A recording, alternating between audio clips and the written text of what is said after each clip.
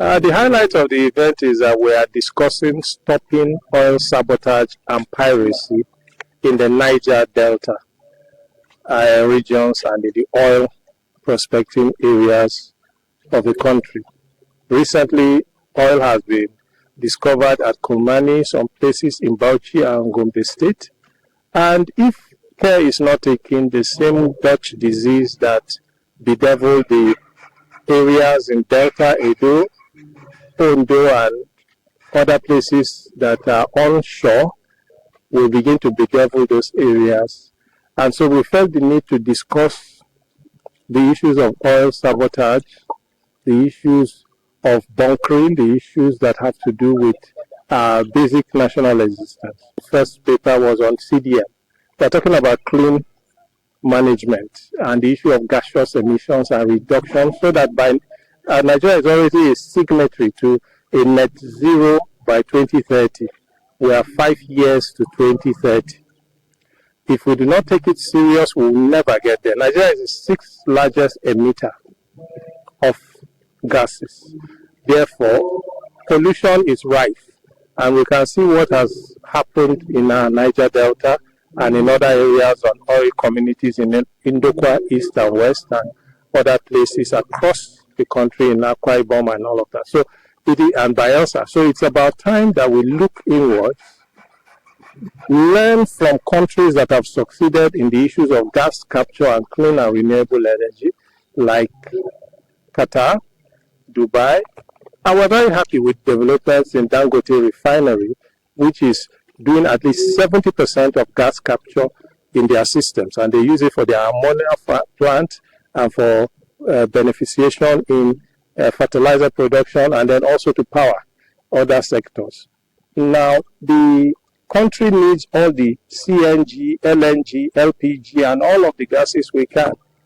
We need all the resources, and God has blessed Nigeria, so it is about time that we do the needful and harness our abundant, rich reserve. Qatar is what it is just by gas, nothing else. Nigeria has equal opportunity because we have as much gas as Qatar. We have been battling piracy, oil spillage, and gas flaring. And as we all know, apart from the environmental hazards, all these cause to the environment, we are also losing a lot of revenue. And from the Revenue Commission, our major interest is how to increase revenue to the Federation account. So anything that will be done to secure the sector, so to say, we are interested in it. Being in collaboration with him more than 14 years, 15 years ago, and each year he normally extends invitation, but sometimes because of the existences of the office, we may not be able to attend. But on our own, we have also been organizing all these type of things, so that we will curb all this piracy, all this oil spillage, and all the other factors that affect the revenue from the Federation to the Federation account. So going back to the government, what is your word to the federal government in making sure spillage, piracy, and the likes stops?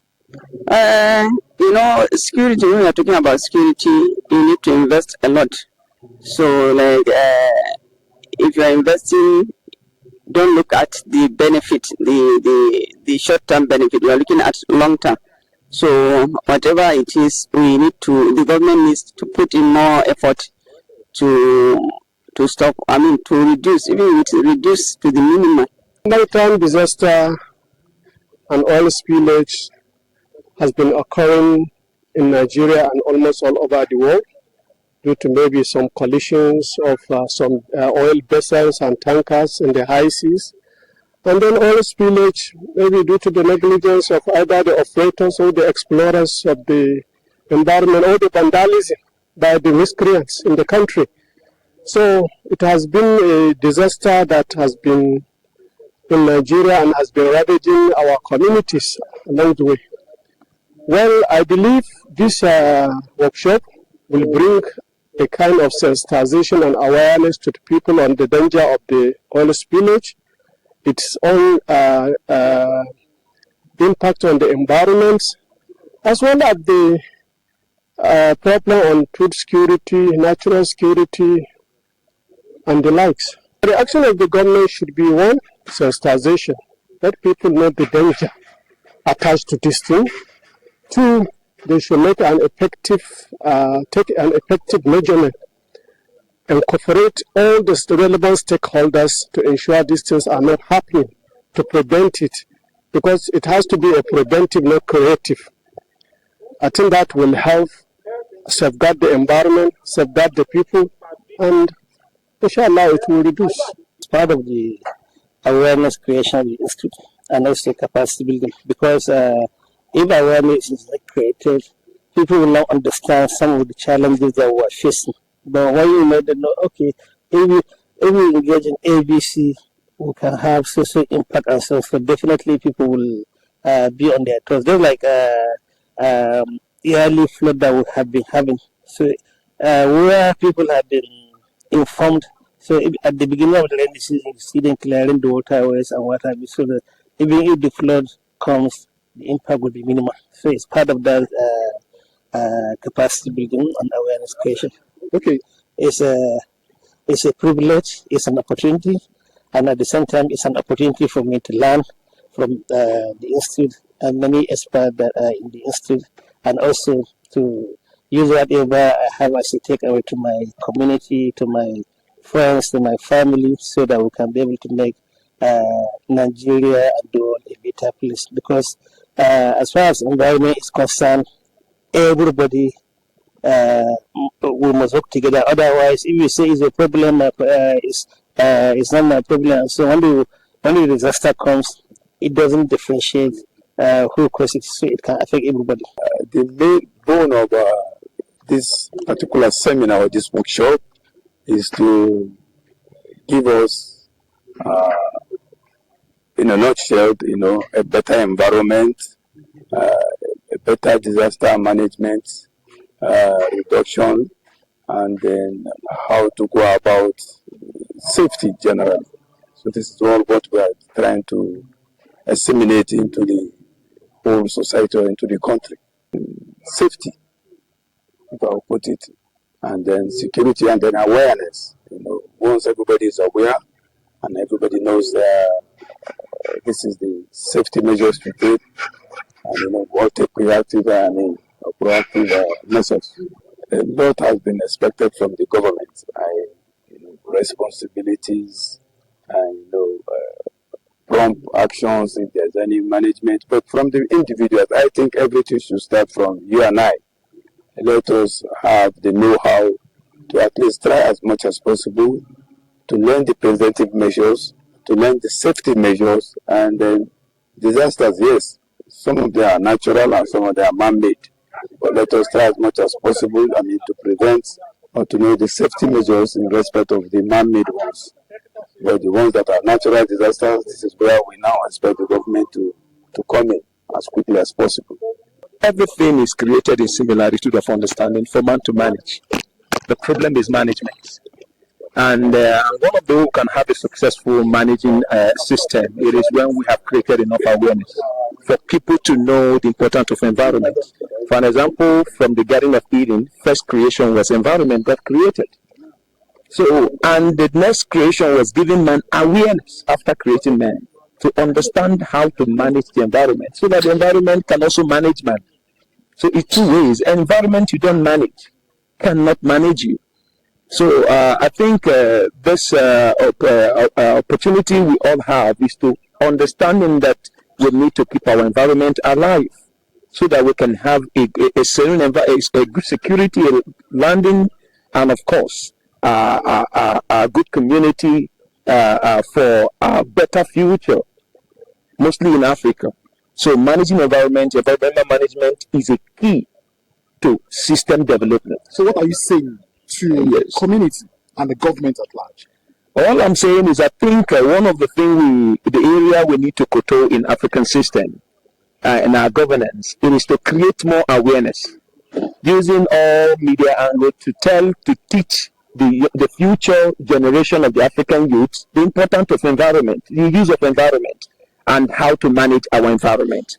I think that's the major work the government needs to do to create. See, our educational format should not be on the essay, but should be on the proper orientation in terms of creating the necessary awareness from the grassroots. Our children need to know the importance of environment. If they grow with that culture, it will become a system that you can easily take away. Thank God for this privilege. It's an honor being part of this wonderful movement and system. We are here to serve the community and to serve as much as God has given us the privilege to do.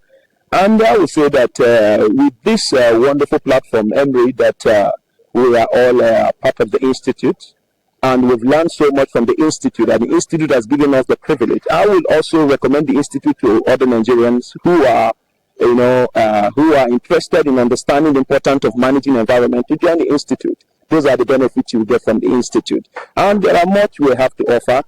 I believe that as far as God helps us, we'll keep passing the right information to our communities to understand the importance of managing our environment properly. It is about environmental justice.